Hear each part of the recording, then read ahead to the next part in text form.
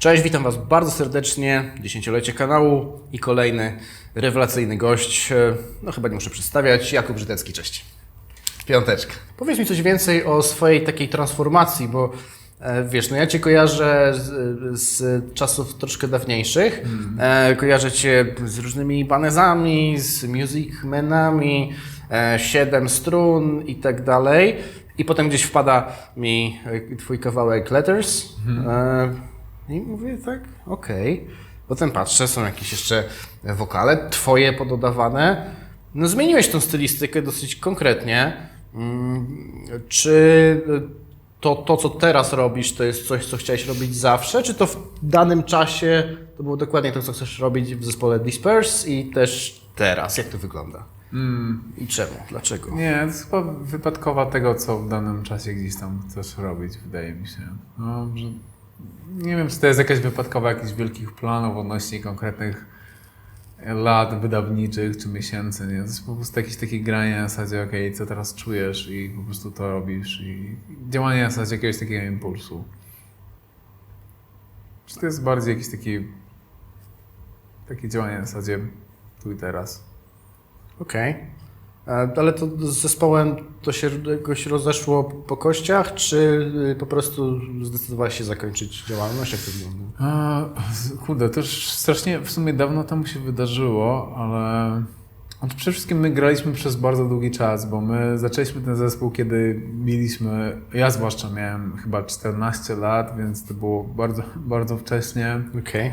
I graliśmy przez długi czas, przez ten zespół się gdzieś tam przychodziły różne osoby i w pewnym momencie chyba trochę już byłem zmęczony tymi ciągłymi zmianami i na horyzoncie miałem też jakiś taki swój solowy projekt, który był taki dużo spokojniejszy pod tym względem, że byłem ja sam i miałem zupełną gdzieś tam kontrolę i mogłem robić to, co chciałem i chyba na tym się dlatego też skupiłem.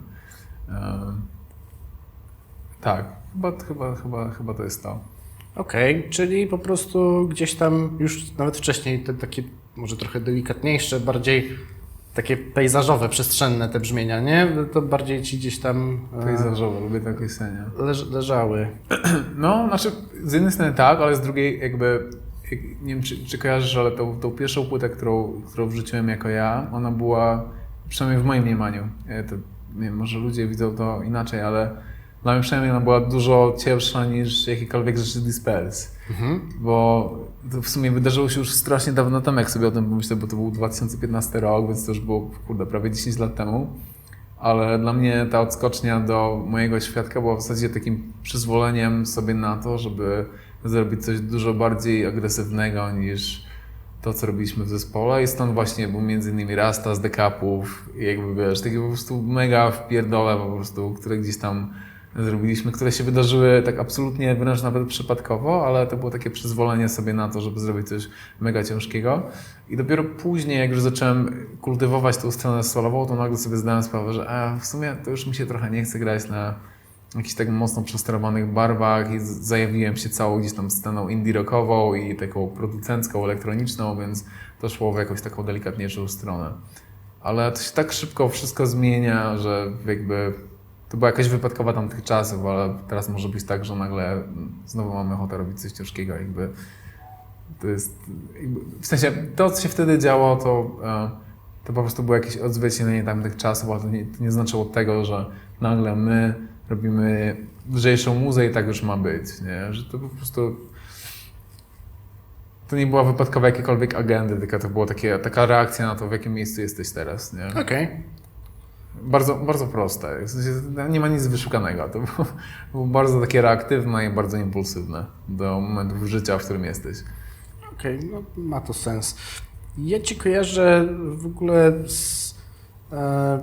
kojarzę mniej więcej Twoją historię w sensie z takiego filmu, który kiedyś gdzieś tam był taki krótkometrażowy jakiś filmik o Tobie, że czy dobrze pamiętam, że mieszkałeś w jakimś, no powiedzmy, że to nie była metropolia i siedziałeś non-stop i grałeś na gitarze. Powiedz mi coś więcej, bo zrobiło na mnie duże wrażenie, pamiętam wtedy, to był taki pierwszy filmik, co widziałem Twój, grałeś na jakimś Ibanezie i miałeś z 15 lat i to była jakaś tam improwizacja. No dobra, no to nie było to, co jest teraz, wiesz o co chodzi, ale jakby w sensie tak patrzyłem, mówię, o wow, powiedz mi, jak wyglądała twoja nauka, czy ty po prostu siedziałeś z tą gitarą sam, nie wiem, miałeś dużo czasu, grzebałeś w internecie albo coś w tym stylu, czy ktoś cię poprowadził i korzystałeś bardziej z wiedzy też innych osób? Znaczy, wiesz co, wydaje mi się, że moje całe błogosławieństwo mojej w ogóle drogi muzycznej polegało na tym, że przez pierwszych parę lat właśnie nie miałem dostępu do internetu, bo tak jak już sam zaznaczyłeś, mieszkałem w takim miejscu, gdzie... Znaczy ja nie może zdradzić. Ten internet oczywiście był, ale już na świecie, ale zanim doszedł do mojej wioski, gdzieś tam małej wioski na pograniczu Podkarpacia z Ukrainą, Okay. z którego się gdzieś tam wywodzę, to jakby no, to była jakaś tak kwestia późniejszego czasu, ale im bardziej gdzieś tam spoglądam w przeszłość, tym bardziej myślę o tym w ramach pewnego błogosławieństwa, bo ten internet przynajmniej, który ja pamiętam, który gdzieś tam się pojawił, to był moment, kiedy miałem jakieś 14-15 lat, a zacząłem powiedzmy grać mając te lat 12. Więc te pierwsze 2-3 lata to było takie absolutnie oldschoolowe podejście do tematu, czyli miałem parę jakichś swoich ulubionych płyt, miałem boomboxa, którego pewnie większość osób, które mogą teraz słuchać tego kanału, mogą nie kojarzyć, ale był ten boombox, było parę jakichś swoich ulubionych płyt, był też mały wzmacniacz gitarowy i po prostu było granie do tych numerów, nie? I to było cudowne. I jakby za nic w świecie bym nie zmienił tego, co doświadczyłem na samym początku, bo to było takie bardzo pure, takie mega czyste jakieś podejście do tematu. I to było po prostu, ja sobie odpalałem te swoje ulubione nagrania i po prostu grałem do nich. I to nie miało sensu bardzo często, ale właśnie to było piękne, nie? Że po prostu gdzieś tam próbujesz grać tych swoich ulubionych płyt Bruce'a Dickinsona z Iron Maiden. Okej, dobra. Nieźle. Znamy temat. To mnie kurde zaskoczyłeś, nie? Nie, no stary, ale to był ten klimat, nie? To był Iron Maiden, wiesz, solowe płyty Bruce'a Dickinsona, wiadomo, te wszystkie Metallica. Ja miałem bardzo klasyczny start, czyli to była Metallica, to był Iron Maiden, ale właśnie ja z jakiegoś powodu też bardzo lubiłem solowe płyty Bruce'a Dickinsona. Dlatego, że co mi się podobało u Bruce'a, że on angażował często innych, wiadomo, muzyków i te jego płyty trochę brzmiały ciężej niż Iron Maiden. Bo te Iron Maiden często były takie wygłaskane. Takie piosenkowe bardziej już tak. mocno, Ale właśnie nie? Bruce angażował często gitarzystów, że tam był jakiś taki rodzaj takiego pewnego brutalu, którego nie było gdzieś w tych płytach Iron Maiden. Ja to uwielbiałem. I sobie gdzieś tam grałem do tych rzeczy, ale to, oczywiście to nie było tylko to. Ale przede wszystkim to i to było zajebiste, bo po prostu masz ten boombox, masz tą płytę, którą sobie odpalasz i grasz do tego i to generalnie nie ma sensu, ale ma też bardzo duży sens, bo nie ma w tym miejsca na nie wiem, próbujesz to nagrywać, próbujesz to w jakiś sposób już okiełznać w jakieś ramy, nie, po prostu to jest czysta jakaś zabawa z tym, co masz gdzieś tam przed sobą. To było super. No taki old school. Ja się z tobą zgadzam, że to mogła być duża wartość. Robiłeś to sam, rozumiem. Okej, no to skąd wiedziałeś, co masz tutaj zrobić, jak to wyglądało u ciebie? Wiesz co, znaczy w sumie... Ktoś coś pokazał? Muszę podkreślić to, że jak zacząłem grać na gicie, to na gitarze elektrycznej, to w tym samym momencie poszedłem do szkoły muzycznej na gitarę klasyczną. Byłem wtedy w wieku 12 lat i pamiętam ten moment, kiedy w miasteczku niedaleko mojej wsi, gdzie zacząłem właśnie chodzić do tej szkoły muzycznej, gdzie oczywiście jedyną opcją była eksploracja muzyki klasycznej, na gitarze klasycznej i miałem na tyle kochanego nauczyciela, że tak jak jeszcze raz podkreślę, to były czasy poza internetu, więc nie było za bardzo nic wtedy i on był na tyle kochany, Wiesław Mazurek, jeżeli to w ogóle ogląda, to w ogóle serdeczny pozdro, ale on był na tyle kochany, że przyniósł mi na jednych z pierwszych lekcji, bo już generalnie gdzieś tam zobaczył, że jest taki gdzieś tam dzieciak, który ma jakiś taki sznyt, gdzieś tam próbuje grać jakieś rzeczy poza. I przyniósł mi jedną płytę DVD, o ile dobrze pamiętam, na której były 2 klipy zespołu Dream Theater. Okay. I między innymi była właśnie szkoła Petrucciego Rock Discipline. I po prostu ta szkoła absolutnie odwróciła wszystko i te 2 klipy Dreamów, które wtedy miałem, Pamiętam dokładnie, jakie to były numery. To był numer Another Day i Pull Me Under, czyli te No tak, z tej płyty 92 rok, z nie? jednej najpiękniejszych płyt, jakby wiadomo. Dokładnie, to była druga płyta Dreamów. Więc ja miałem te 2 numery i tą szkółkę Petrucciego i to było wszystko. I to było strasznie cudowne, bo to było wszystko, w co mogłeś wejść wtedy. Nie miałeś nic innego, miałeś tylko tą swoją gitarę i ten swój wzmacniacz. I po prostu wiem, że brzmi teraz jak taki stary dziad, ale tak naprawdę to się nie wydarzyło aż tak bardzo dawno temu. Nie? Ja właśnie jestem wdzięczny za to, że w zasadzie wydaje mi się, znaczy nie że mi się wydaje, jestem pewien tego, że jestem ostatnią generacją, która jeszcze pamięta ten ostatni moment sprzed takiego globalnego internetu, który absolutnie zdominował nasze życie. Nie? Tak, ja też to pamiętam. My jesteśmy chyba w podobnym wieku. Ty jesteś roczny 9,3, jestem 9,0. No. To ja dokładnie pamiętam właśnie tą transformację, że kurczę, wiesz, ja już tego liznąłem, dychę starsi od nas mieli jeszcze znacznie trudniej.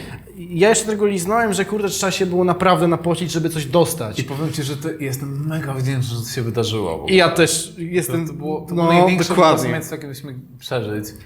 Z drugiej strony, tak sobie myślę o tym, że wiesz, no okej, jesteś człowiekiem mocno uzdolnionym, tak, gitarowo, muzycznie i tak dalej, no to chyba nie jest żadna tajemnica. I wiesz, i z drugiej strony, ty z tego wziąłeś to, co wziąłeś i mówisz, że jest super. Ja myślę, że jest też spora grupa ludzi, która odpadła w ogóle przez to, że to było za trudno, bo kurczę, jak sobie myślę o na przykład robieniu kawałka ze słuchu, wiesz, w pierwszym, drugim roku, a tutaj masz Petrucciego, który ci zrobi tak, a ty w ogóle nie wiesz, o co chodzi. Nie wiesz, jak to technicznie wykonać, nie wiesz, jak to wykonać w ogóle w żaden sposób i nie słyszysz tego, bo jak nie wiem, miałeś opcję zwalniania na boomboxie? Nie, chyba nie.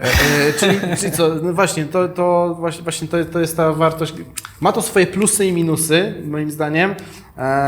Wiesz, jak kumasz, to faktycznie może to być fajne, może to być, ale wiesz, z drugiej strony też szedłeś do szkoły muzycznej, więc... Wiesz co, mi się wydaje, że odpowiedź, ja wiem do czego zmierzasz, ale wydaje mi się, że odpowiedź na to jest dużo bardziej prosta. Że generalnie wszystko sprowadza się do tego, jak bardzo czegoś chcesz. Jakby... Cała trudność związana z tym, że nie miałem opcji zwolnienia tego na boomboxie, czy jakby to wszystko nie ma znaczenia. Po prostu to wszystko jakby sprowadza się do tego miejsca, jak bardzo obsesyjny jesteś na punkcie czegoś, co chcesz zrobić. I z jakiegoś powodu nie do końca to rozumiem, nie wiem skąd to się brało, ale ja miałem coś takiego, nawet dzisiaj też na warsztatach o tym rozmawialiśmy, bo padły pytania na temat tego, kiedy był taki moment, kiedy ja podjąłem tę decyzję na temat tego, że chcę to robić. I ja im zacząłem mówić, bo nagle do mnie dotarło, że nie było takiego momentu, bo ja nigdy nie podjąłem świadomej decyzji na temat tego, że chcę to robić. Nie było tej decyzji, po prostu nie było wyjścia. Okay. Jakby to była tak ogromna podjara tym tematem, że nie było możliwości czegokolwiek innego, dlatego właśnie tak pytali a propos tego, jak to się stało, że teraz jest jak jest, to jakby moja odpowiedź na to jest taka, że ja nie miałem na to żadnego wpływu, bo nigdy w swoich, zwłaszcza nastoletnich latach, nie miałem takiego momentu, gdzie świadomie zacząłem się zastanawiać nad tym, teraz jest szkoła, ale jest też gitara i w sumie jest też matematyka, oprócz tego jest jeszcze rock progresywny, bla bla bla. Nie, jakby w sensie nigdy to nie miało miejsca, po prostu zawsze była muza. Jakby to trochę było tak, że nie było wyjścia. Ja nie wiem skąd to się bierze, to jest kwestia jakiegoś twojego DNA, może wychowania, może traum, które doświadczyłeś w życiu, może wypadkowa wszystkiego naraz, ale u mnie nie było czegoś takiego, żeby się zastanawiać, czy to jest faktycznie coś, co powinienem robić. Nie, po prostu to była jedna opcja, nie? I jakby nie było innej możliwości, nie wiem czemu, ale w sumie im jestem starszy, im bardziej obserwuję ludzi wokół i ludzi w swoim wieku, młodszych, starszych, to zaczynam faktycznie widzieć, że trochę to jest rzadkość, że zauważyłem, że ludzie, za co jestem w ogóle bardzo wdzięczny, że tak miałem, bo zauważyłem, że ludzie przez długi czas nie wiedzą, co chcą robić. Nie? I jakby Prawda. To jest jakaś taka droga, którą przechodzą przez długi czas, gdzie sobie gdzieś tam tworzą jakieś takie swoje właśnie te swoje przyszłe drogi na temat tego, co chcę robić w życiu. I na szczęście tego nie miałem, bo to było tak oczywiste. W sensie jak mi kuzyni pokazali w wieku 9 lat, koncert Rock in Rio Iron Maiden, stary. Po prostu widziałem tych gości, po prostu jak oni tam cisną na tych gitarach, stary. Jakby tam nie było już pytań, stary. To jest jakby taki rodzaj ekspresji, taki poziom rockerki, że no, kurde, sorry mamo, ale... Najwyższy, no już najwyższy, ciężko, Mamo, ja wiem, że chciałabyś, żebym zdał maturę, ale mamo, to zobacz tego gościa. To jest, ale faktycznie, kurczę, to z tego, co mówisz, to faktycznie mogę wyciągnąć, że tego fokusu, kurczę, dzisiaj wydaje mi się, że może brakować, ale to nawet ja to czuję na sobie, że no, jesteśmy gwałceni po prostu, jeśli chodzi o, wiesz, walkę o naszą atencję, nie? TikTok i to musi być, wiesz, 30 sekund, 60 sekund, musisz od razu być... Tak, dostać od razu po oczach, wiesz, Instagramy, to, tamto, siamto, wszystko, no to ciężko jest wtedy się skupić na jednej dziedzinie, Kurde, wiesz, to jest w ogóle już nowy level tego, ale Jest to na nowy szczęście level. tego wtedy nie było i jestem mega wdzięczny, że tego też nie poznałem od samego... Szczerze powiem, że współczuję dzieciakom właśnie, którzy się rodzą z tym poziomem jakiejś takiej potrzeby atencji, bo jeszcze tego nie miałem. Ja pamiętam jeszcze, wiesz, moment, kiedy zacząłem robić swoje pierwsze demówki, było jeszcze coś takiego jak MySpace. Oczywiście na pewno pamiętasz. Tak. I stary, Z zespołem mieliśmy, wiesz. I wiesz, sytuacje typu 7string.org, jakieś tam fora zagraniczne, wiesz, typu Misha, Perifery, Animal Leaders, jakieś pierwsze fora. Tak. Może nie pierwsze, ale to były fora jakieś typu 7string.org, fora Meshugi, Petrucciego, gdzie ludzie szerowali swoją muzę i gdzieś tam po prostu z czystej jakiejś takiej potrzeby sharingu. I to było piękne. Powiedz mi coś o Twoim procesie twórczym, wiesz, jakby jak robisz numery, jak to mniej więcej u Ciebie wygląda, od czego to się zaczyna, czy to masz po prostu jakąś melodyjkę w głowie i próbujesz coś z tego zrobić, czy wiesz, już w głowie zanim weźmiesz gitarę, masz gotową kompozycję, no Ty będziesz miał tutaj więcej do powiedzenia, nie będę już więcej pytał.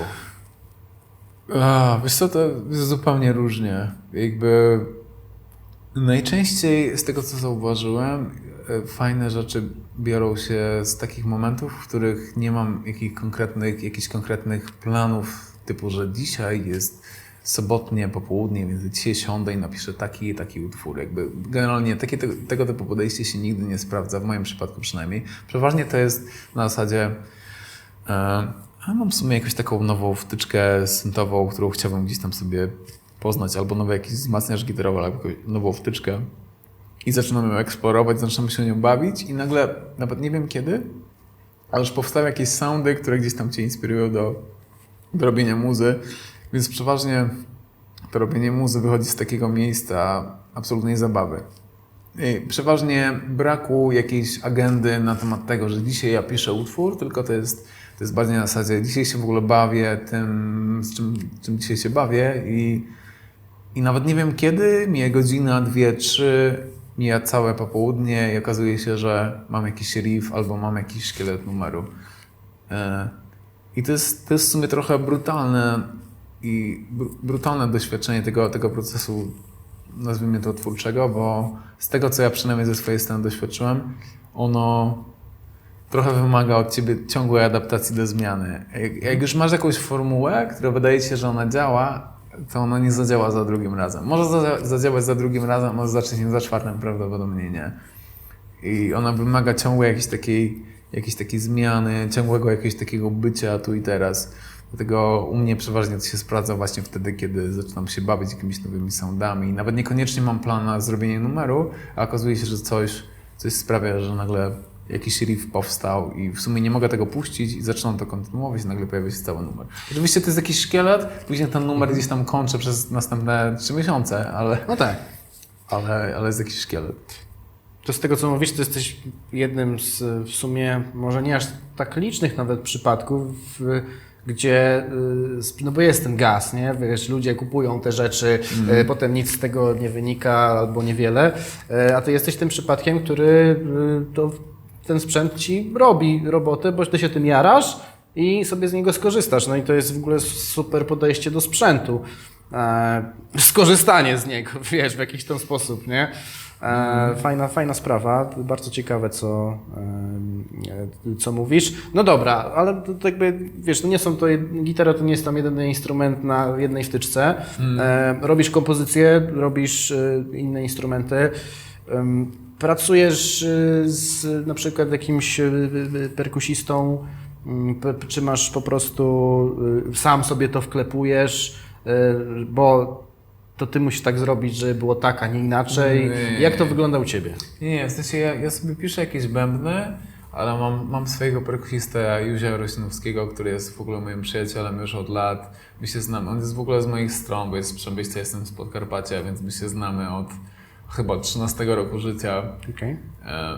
On jest w ogóle perkusistą, znaczy on nawet nie do końca jest perkusistą, on przede wszystkim jest kompozytorem, on jest też producentem, on jest równie genialnym klawiszowcem, jak jest i perkusistą, ale i tak naprawdę powiem Ci szczerze, że nie mam pojęcia, dlaczego my w ogóle gramy ze sobą, bo jesteśmy tak z zupełnie innych światów. Okay. Ale może właśnie gramy ze sobą dlatego, że się bardzo lubimy, jesteśmy z tych samych stron. On jest przede wszystkim bębniarzem, że wychodzi trochę ze sceny jazzowej, jakiejś funkowej, na pewno, może inaczej, na pewno nie jest bębniarzem metalowym, ale to też nie znaczy, że ja robię muzę metalową, ale właśnie to mi się też trochę podoba, bo on jest trochę z innego świata. Wszystkich jest bardzo gruwiącym bębniarzem.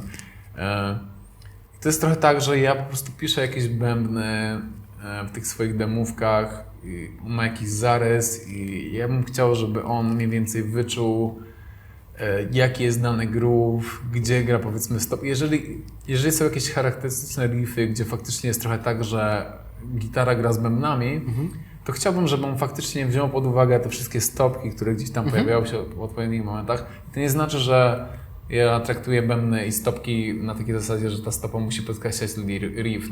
Nawet ostatnimi czasy mam zupełnie odwrotnie, że bardzo lubię riffy, gdzie stopa się trochę wymija z tymi riffami. Że nie masz takiego szkolnego podejścia, że tam, gdzie wchodzi bas albo gitara, stopa musi to podkreślać. Że jest w ogóle wręcz odwrotnie, że właśnie lubię sytuacje, gdzie bębny trochę grają w swoim świecie, stopy pojawiają się w swoim świecie, a gitara na przykład je wymija, ale wszystko razem ma jakiś fajny, wspólny lot.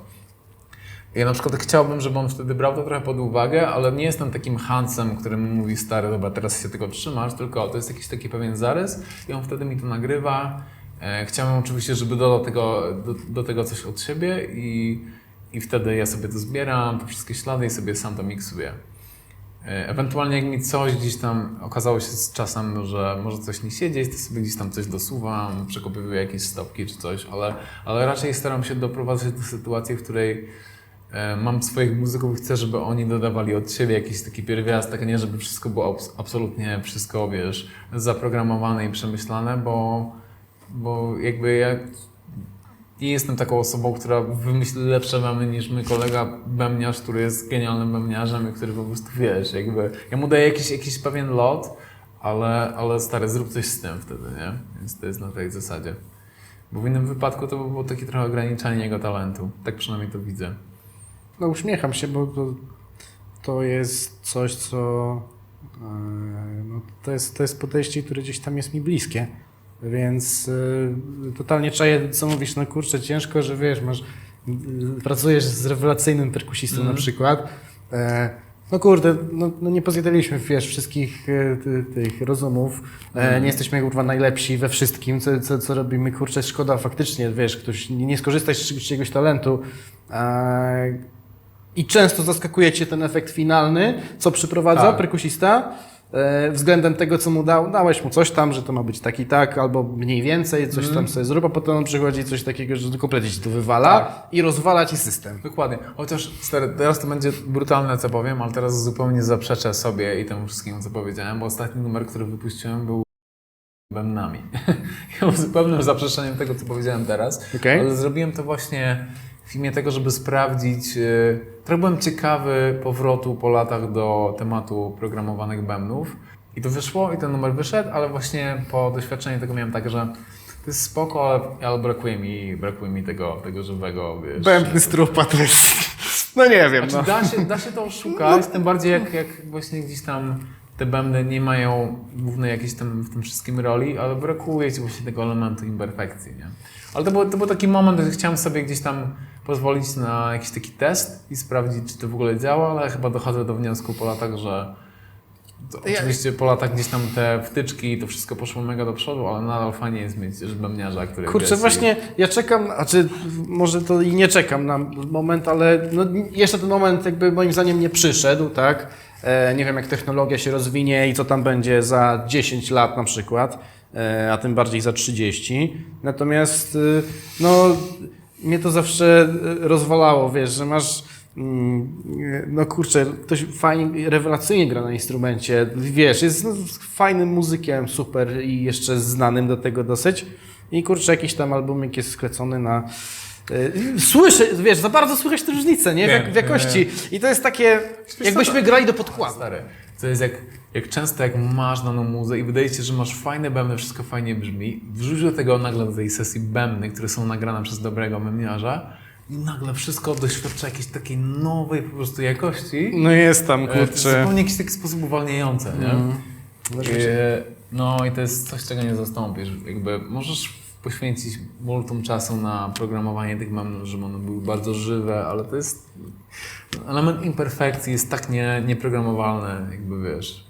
Dokładnie, dokładnie i to często, wiesz, programujesz często te bębny samemu jako gitarzysta, nie? Więc to też jakby odzierasz z pewnych koncepcji, z pewnych pomysłów. No, to są ciekawe tematy. Ja sobie mega cenię właśnie takie sytuacje. Słuchaj, kanał gitarowy, wiesz, jakby sprzęt tutaj to jest traktowany jako narzędzia raczej, ale wiem, że wiele osób będzie zainteresowanych, wiesz, twoimi gratami. Szczególnie, że okazja jest jak najbardziej dobra, ponieważ masz nową sygnowaną gitarę, która mnie osobiście, no muszę Ci powiedzieć, zresztą gadaliśmy przed chwilą i muszę Ci powiedzieć, że no mega mnie zaskoczyła. Bo to wygląda, wiesz, jak jakiś Fender Jaguar, czy coś w tym stylu, jakieś tego typu klimaty, a no jednak no, przechodziłeś różne, tak, kojarzę Cię od jakichś tam super sportów gitar, wiesz, tego typu, a teraz w jakąś taką klasykę, ale po polsku, bo to majonez.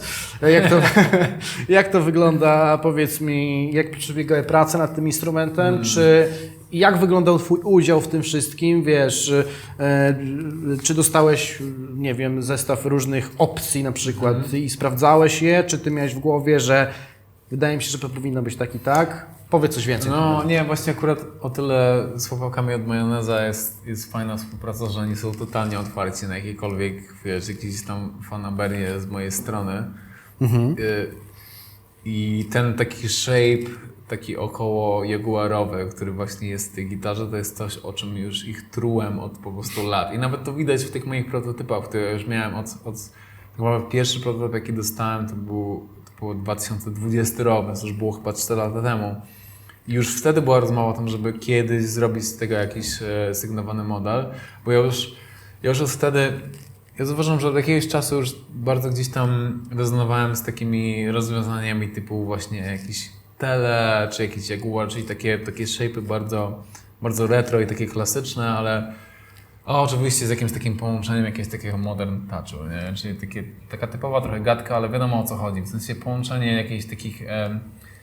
jakichś takich klasycznych estetyk z czymś bardzo komfortowym i takim bardzo dzisiejszym. I właśnie to rozwiązanie było jednym z tych jakby wypadkowo jednych z tych rozmów i w końcu teraz udało nam się to wypuścić. No i ta gitara jest dokładnie tym, jakby ona jest, z jakiegoś powodu ten taki shape Jaguara to było coś, co, no nie wiem, to jest taki Cobainowy, wiesz, Nirvanowy lol, czyli coś bardzo brudne. Ja generalnie właśnie trochę chciałem przełamać tą taką konwencję, zwłaszcza która jest w Majonezie, że jakby wiele osób, która gra na gitarach Majoneza, to są osoby stricte z takiego środowiska metalowego, że on jest takie bardzo clean, takie bardzo właśnie genty, bardzo takie pointy i wiesz, 6-7 stosunkowe gitary, ale które wychodzą z tego środowiska i bardzo właśnie chciałem to przełamać jakimś takim klasycznym kształtem, który cały czas ma tą ergonomię właśnie tego typu gitary. I właśnie ta gitara jest dokładnie tym, że ona ma ten shape taki nirwanowy, taki cobainowy, ma w sobie jakiś taki vibe absolutnej rockerki, ale jak weźmiesz do ręki, nagle okazuje się, że to jest po prostu shred maszyna, nie? No proszę bardzo. To połączenie ciekawe. No, znaczy, Myślę, że jakby wiele osób gdzieś tam próbowało do tego dochodzić. Nie jest to absolutnie nic nowatorskiego, ale z drugiej strony może właśnie jest. Może na pewno dla majoneza wydaje mi się, że to jest coś takiego, czego może jeszcze w swoim wachlarzu gdzieś tam nie mieli i wydaje mi się, że to jest ciekawe rozwiązanie, bo kurde, ta gitara jest miazgą, zwłaszcza jeszcze nie mógł się doczekać tej wersji relikowej, która będzie, wiesz, taka obdarta. A jeszcze, relikuj. Tak, bo ona, Okej. może w sumie to wcześniej nie mówię, bo ona ma wyjść dopiero gdzieś tam pod koniec roku, ale walistą, mam nadzieję, że się nam nie obrażą. Czyli lubisz takie tematy, Tak, w sensie, absolutnie. no bo kurczę, Absolutnie, ja tak. zawsze miałem takie, że ja lubię na przykład relikowaną gitarę, ale z powodów takich, że ona jest zrelikowana, bo była, wiesz, nie wiem, w trasie, napierdzielałeś na niej 10 lat i jest po prostu, obtarłeś ją tu i tam, a tutaj jaracie właśnie takie, żeby Tak. zrobić ją na początku? Oczywiście, że tak. Okej. Znaczy, żeby zrobić ze swojej czystej gitary wersję relikową, to faktycznie musiałbyś z nią trochę grać i zagrać z nią trochę tras, ale tak, jakby cała rozmowa była na temat tej gitary, żeby w ogóle wypuścić ją na samym początku w wersji relikowej. Znaczy, doszliśmy do porozumienia, że właśnie, żeby wypuścić na początku wersję czystą, co jest absolutnie zrozumiałe, bo też nie wszyscy chcą mieć gitarę po prostu absolutnie poobijaną i mieć ją w tak. wersji takiej, a nie innej. Ale ja nie ukrywam, że właśnie dla mnie ta gitara, którą teraz wypuściliśmy, ona osiągnie swój pełen potencjał, kiedy będzie wypuszczona w wersji relikowej, bo ona wtedy dopiero będzie tym, co dla mnie jest. To pełen potencjał, potem wiesz, po kawałku, na trasie, o scenę. Właśnie to nie jest takie proste, bo oczywiście też te żarty się pojawiły, bo no dobra, mamy tą gitarę, ja z niej zrobię relikanie, ale właśnie okazuje się, że to nie jest takie proste, bo to jest jakiś, to nie jest na zasadzie, że ją sobie gdzieś tam zniszczysz, tylko to jest jakiś taki wcześniejszy proces, gdzieś tam produkcji, który z niej robi tego relika, bo to są jakieś tam odpowiednie kurde, nie wiem, teraz pewnie będę pitolił i nie znam się na tym, ale właśnie robienie tych wersji relikowych to jest trochę bardziej skomplikowany proces niż nam się wydaje. Ale właśnie jak ta gitara wyjdzie w takiej formie, to dla mnie to będzie tak kwintesencja tej gitary. Okej. Na jakich pick-upach ją postawiłeś? Wiesz co, to są pick-upy Majoneza, które oni wypuścili też niedawno, które gdzieś tam, nad którymi pracowaliśmy przez jakiś czas. One się nazywają Velvetron, z tego co pamiętam. To są twoje pick-upy, jakieś sygnowane, coś w tym stylu? Docelowo. Takie chyba będą, ale tak, one inspirowaliśmy się Bernacle, trochę właśnie pick-upami też Seymour Duncan, tym wszystkim, ale to są właśnie nowe pick-upy, które Majonez wypuszcza i akurat w mojej gitarze to są takie średnio outputowe pick-upy. Ja nie lubię pick-upów, które mają zbyt duży gdzieś tam sygnał, że mają jakiś taki headroom i jakąś taką przestrzeń na dynamikę. Ale tak, to są majonezowe pick-upy, które gdzieś tam za jakiś czas właśnie może wyjdą w postaci jakichś sygnałów. Ale czyli taki jakby jednak trochę po takim modernie poleciane, nie? Po takim modernie poleciane, nie? W sensie, że taka w miarę nowoczesne jakby rozwiązanie, mimo że gitara, czyli znowu oszukujesz wszystkich, tak? No bo kształt, wiesz, jest klasyk, a tutaj gryf mówisz, że nowoczesność pełna i w ogóle shred maszyna. Gryf jest wąski przede wszystkim. No. Okej.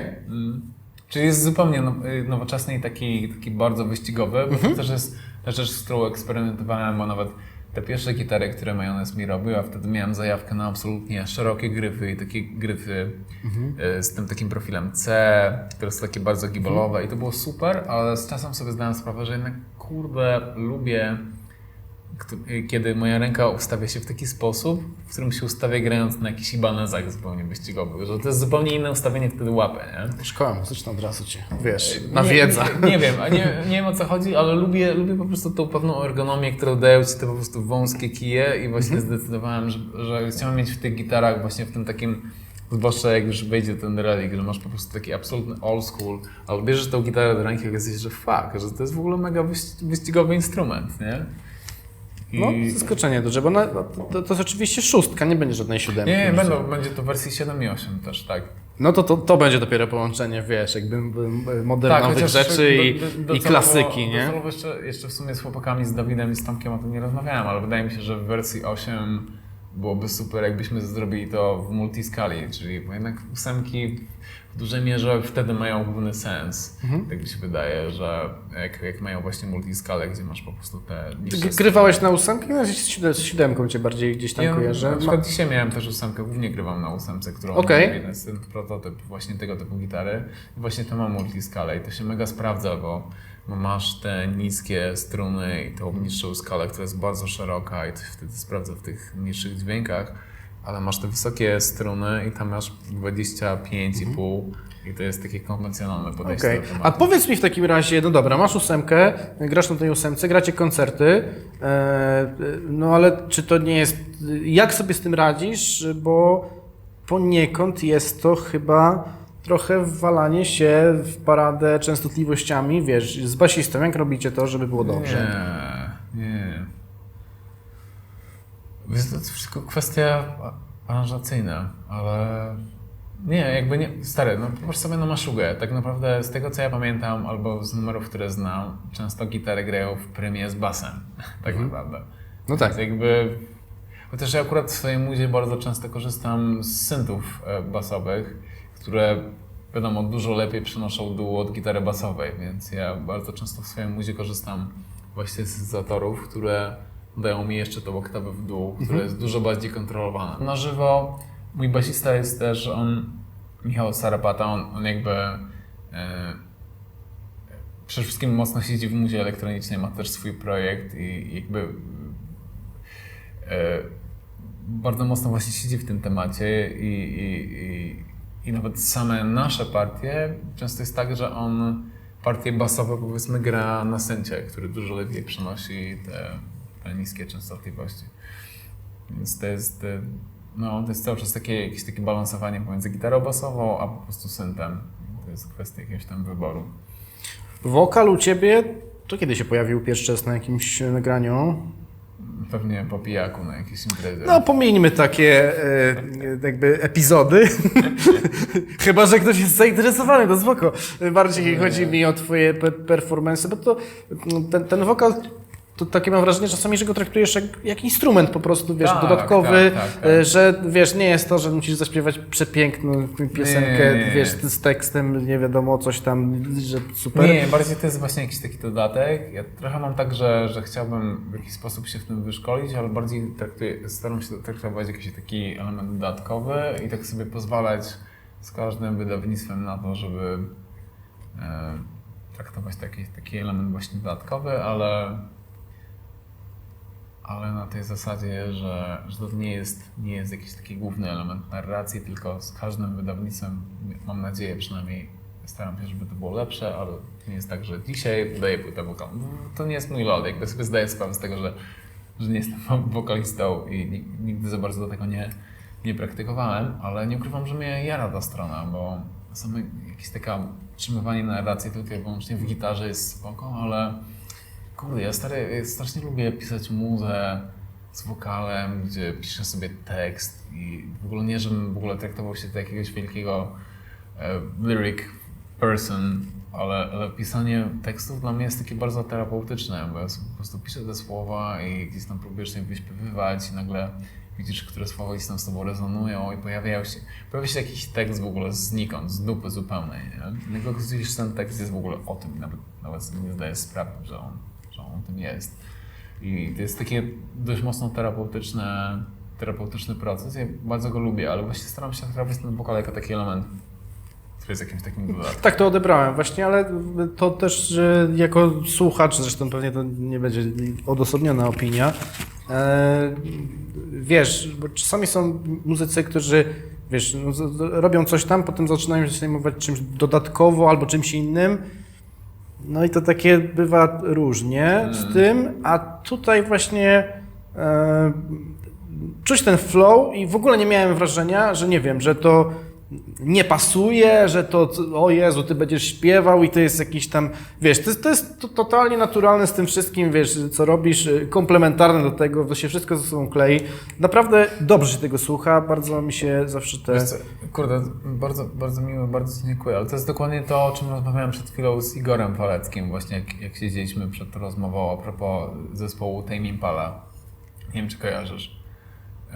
Ale właśnie zespół Tame Impala i Kevin Parker to jest gość, który jest genialnym bębniarzem, przede wszystkim genialnym producentem i kompozytorem.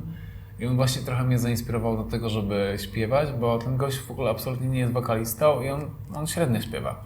Ale znalazł jakiś taką swoją przestrzeń w tym wokalu, która właśnie totalnie gdzieś tam wypełnia tą jego muzę i staram się mieć takie samo podejście, że właśnie nie mam jakiejś aspiracji do tego, żeby być wokalistą, bo nim nie jestem, ale właśnie, żeby gdzieś tam przez ten wokal wklejać jakieś takie dziury narracyjne, które nie jestem w stanie wypełnić gitarą, nie? I to bardziej o to chodzi. No to wydaje mi się, że faktycznie A wychodzi to różnie. nie jest, wiesz, wydaje mi się, że kurczę, to, że to zrobisz po swojemu i że to jest twoje, jest to 1000 razy bardziej istotne niż to, czy to jest, wiesz, zajebiste, technicznie, nie wiadomo jakie, takie się o tym nie? nie myśleć, nie? Żeby właśnie to po prostu było jakimś elementem dodatkowym narracji, ale nie wszystko musi być totalnie piękne, bytyłozerskie. Przynajmniej ja mam takie podejście, że... No już masz gitarę, wiesz, no bez przesady, tak? Zostawmy jakąś robotę dla innych ludzi.